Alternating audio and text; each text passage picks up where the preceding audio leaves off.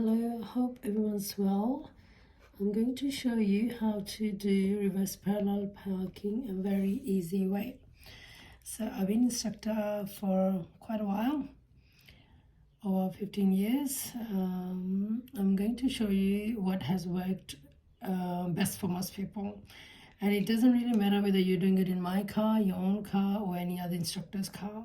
But what I have over the 20 years heard from, clients from other who have come from other instructors that, this is the way my instructor told me, and it always works on their car. So as soon as they come and sit in my car and they try to do it, it doesn't work. And I remember with everything, for all the formulas, all the different ways that we the instructors teach you, there's you always have to make a little bit correction moves here and there. Yeah, for something to work perfectly every time, all the conditions have to be correct. If there's a little bit variation somewhere, maybe you started turning late, or maybe you turned too much, or maybe you were going down too fast, or the road is going downhill, or the road is going uphill. You have to keep those things in mind. So the basic idea we the instructors give you is how to do reverse parallel parking, the easiest way to teach you. We try our best. And the rest thing comes with your own learning, with all your common sense. So as a guide only, and then obviously you have to work with your car and a few other things when you're doing it. Now, so this is our gutter line, and this is where the car is at, okay? And as you are in a test, and the tester is telling you from the back, using this green car or any vehicle that might be there, using that car or pull up beside that car to reverse parallel parking. All right, now with that, so what we do is you check the back. You see you're in this car, you check the back always straight away, whatever the tester says. As soon as you hear the tester say something, you do Allahu Akbar first. Yani you look at the rear vision mirror straight away, and then you indicate left when you come closer, around 3 seconds before. You indicate left, so that's to let all other people around you, other vehicles, other road users know what you are going to do. And as soon as you indicate left, they understand that you are going to do the reverse parallel parking. So what we do is we come closer within a meter from the parker, and we stay parallel. Really important, you stay parallel. You're not turning in or you're not turning out. You're staying parallel, okay? Now, you don't need to go all the way there. Don't need to be mirror to mirror with the other car. I know some instructors say that, so that's fine.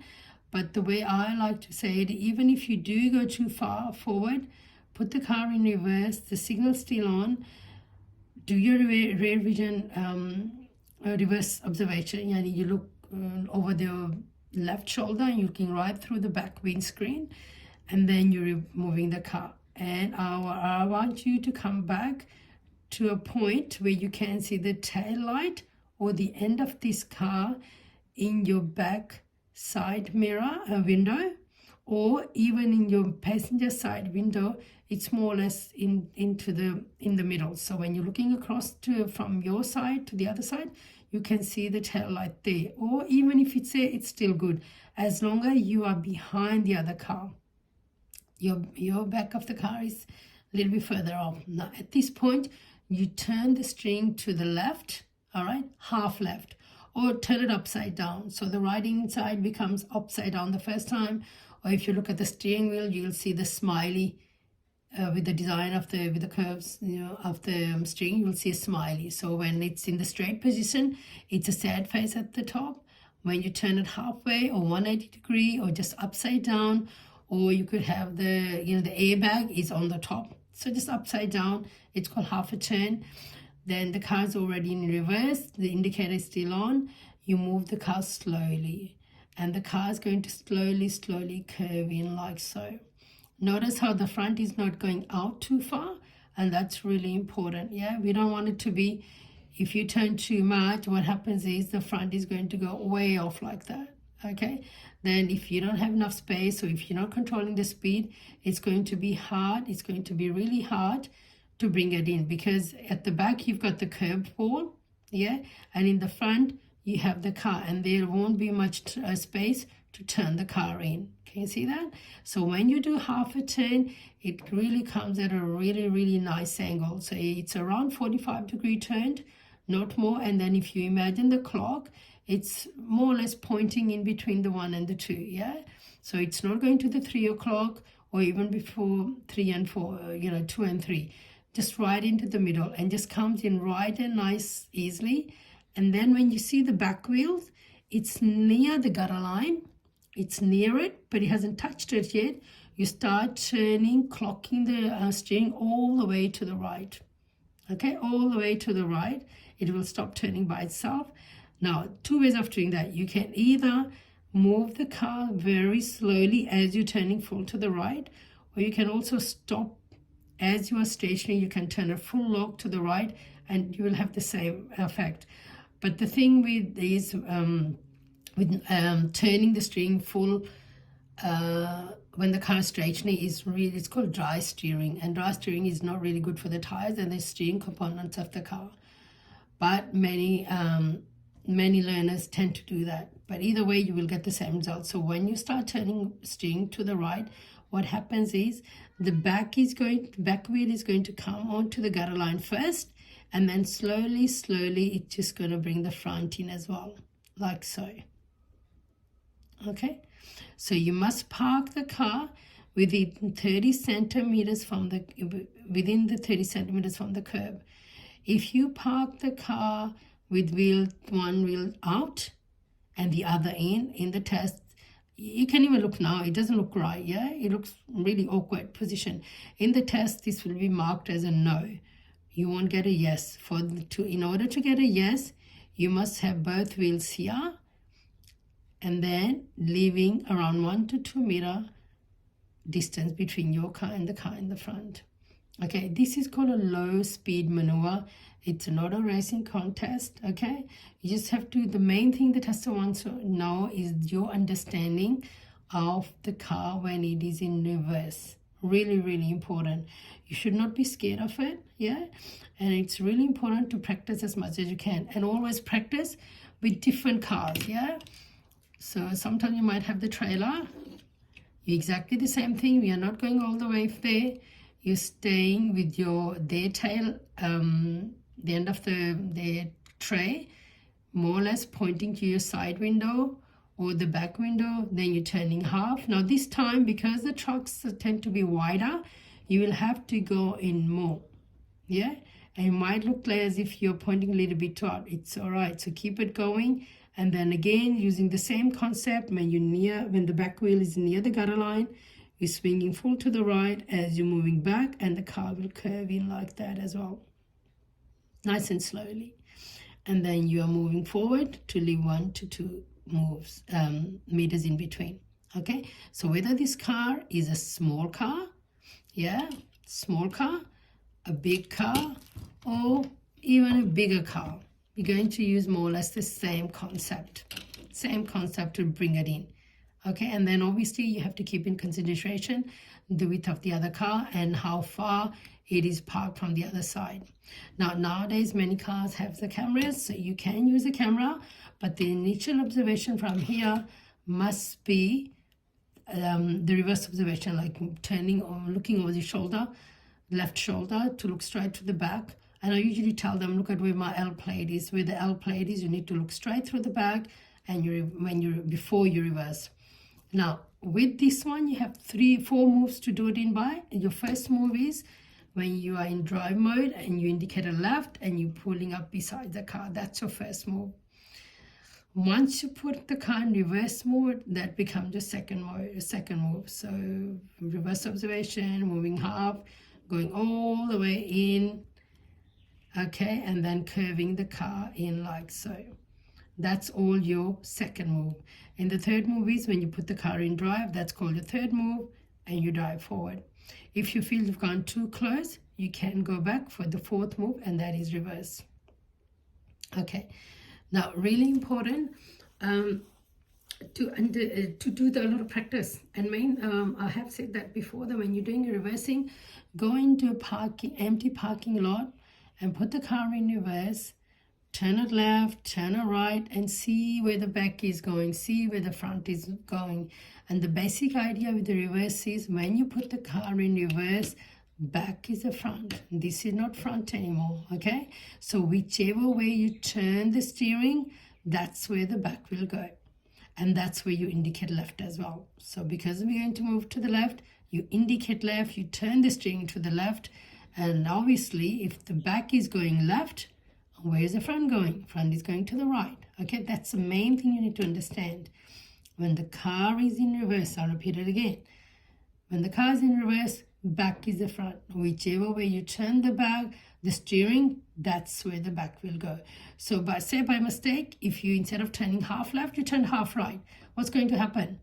Back is going left, right, and the front is going to come and hit the car in the front. Yeah? So really important when you're doing the reverse parking, don't just look at the side mirror. Okay? Don't just look at the camera. Make sure you keep an eye in the front as well, because sometimes they get you to park the car and there's another vehicle parked on the opposite side. You don't want to be turning too much and going too close or even colliding with the car on the other side. Really, really important. Check your surroundings before you reverse. Okay? So it's really easy to do. All you're doing is you're pulling up beside the car with the left signal on. The left signal must remain on. Turn the wheel to the left, half left, or get that smiley face, or put it upside down. The car's in reverse. You've done your reverse observation. You're moving with the brake, going back, back, back, back. When the back wheel is near the edge of the gutter, or if you look at your camera, there should be an arrow that might be pointing to the curb. So the arrow will be pointing somewhere here. Okay, where the gutter and the curb line, or the curb wall meet, that's where it will be pointing, and you swing it all the way to the right, and then the car will just turn in. Yeah, and then just moving slowly forward, leaving enough space. So that's called the positioning. Now to type position out, how to leave the curb, how to leave the parking spot, the tester, after they examine, open the door and check how far you parked, they will say, okay, when it is safe, you can move off. And you cannot move off from the front, drive off, because there won't be enough space. If there is enough space, that means you have too much gap there. So usually what we do is you put the car in reverse, you do your reverse observation again, and then you're easing off the brake. You're not taking your foot fully off the brake. You're controlling the speed. You're moving back slowly, and you can go back up to 7 meters, even from the first, when we're starting as well. So you're moving back. What is a safe distance between our cars for me to move out is when you can see the back wheels of the car in the front. When you can see the back wheels and where they're touching the road, that's usually enough space for you to move out. Okay? Now, as you're reversing, when you park the car behind the other car, when you're reversing, make sure that you keep an eye on all the other traffic. There might be a driveway right behind here. Yeah, if someone's going in or coming out, you need to let them go first, and then you reverse back. And then after that, the way we move out of the curb side is you check the internal mirror, the side mirror, indicate your intention, let the people know that you're coming out. Wait for 1, 2, 3. Number 2, you do your blind spot check. Remember the car that might be here. Do the blind spot check, and after that, look at the front again in case there's someone coming and there's no space for you to move out. So head check, look at the front, and once you're happy that no one's around, then you just move off, and then you continue on. Okay? So whether it's a small car, whether it's a big car, it doesn't matter. Stick to the same rule. Yeah? Don't need to change the rule. Oh, it's a small car, I can go all the way up. Or if it's a big car, I can stay back. Just stick to the same rule, because, habits are made when you do the same thing over and over again. Okay? As long as you're pulling up parallel, it's okay. If you're gone too far, don't turn from there. Just come back straight to that position. After, they're highlighting your windows, back window or the side window, and then you're turning and coming in.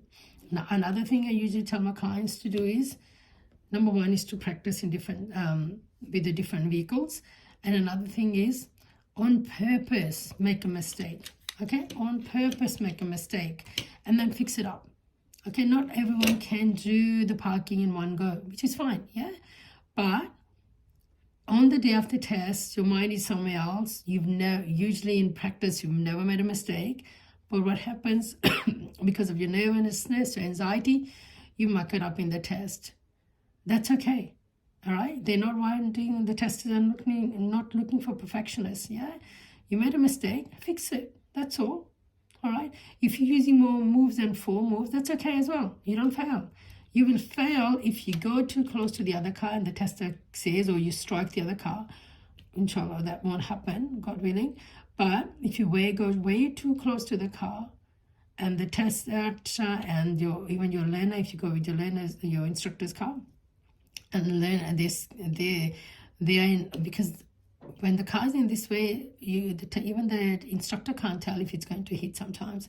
So precaution is very important. So they might press the brake, or the tester sometimes yells out from the back, stop it, you're going too close, and that will be a fail. If as you are turning and the back wheel mounts a curve, that's not a fail because it's only one wheel mounting. That's not a fail. But if both wheels mount, that will be a fail. Okay? Let me know how you go.